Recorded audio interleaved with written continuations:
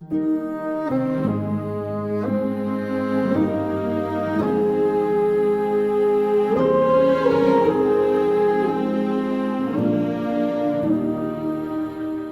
been personally blessed to spend over 4 decades serving with military chaplains, so I want to particularly thank that special breed of priests. And I'll take just a few minutes to highlight their service. They used to say that the sun never sets on the British Empire.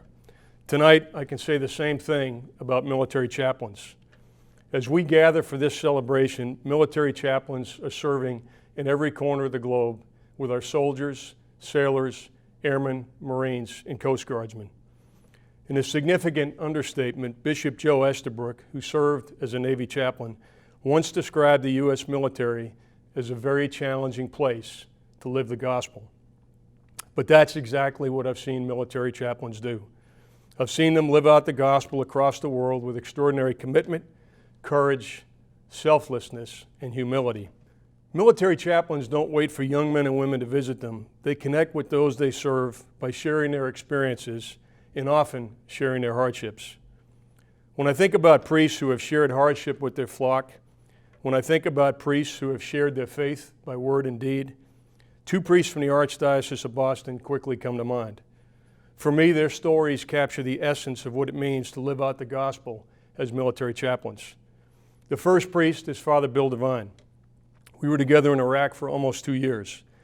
During that time, he traveled thousands of miles while exposed to hardship and danger to be with his Marines and sailors. The second priest I think about is Father Paul Hurley. Father Hurley shared a similar experience in Iraq while taking care of soldiers. Later, I served with Father Hurley in Afghanistan, where he tended to a force of over 100,000 men and women spread across an area the size of Texas. In makeshift wooden chapels, canvas tents, or exposed to the elements on the hood of a vehicle, Father Devine and Father Hurley heard confession, served communion, and presided at memorial services for those killed in action. Both of these priests spent countless hours sitting in the dirt with young men and women confronted by the horror of war and the worst of humanity. They listened to them. They prayed with them. They cried with them. And serving as a bridge to God, they helped remind them of their humanity. They helped to remind them that they were not alone. And they helped to remind them that with faith, they could endure. In Father Hurley's own words, the ministry and presence of a chaplain can make all the difference for a soldier and help him or her find hope and comfort during difficult times.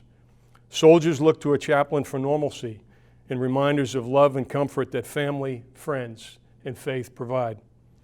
Many of us who witnessed Father Devine and Father Hurley in action would describe their service and their ministry as something truly extraordinary.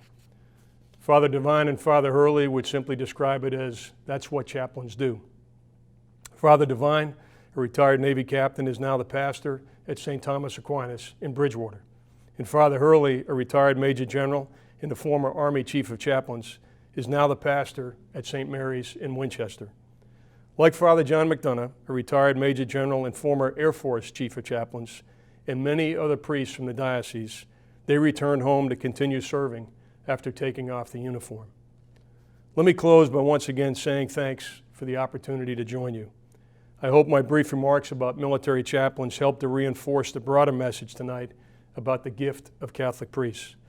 Because whether they are in parishes building communities, in hospital gowns providing solace to the sick, or in uniform with our soldiers, sailors, airmen, Marines, and Coast Guardsmen, they are selfless servants of God, helping us navigate the challenges of life by deepening our faith and our relationship with God. God bless our priests. God bless all of you, and Semper Fidelis.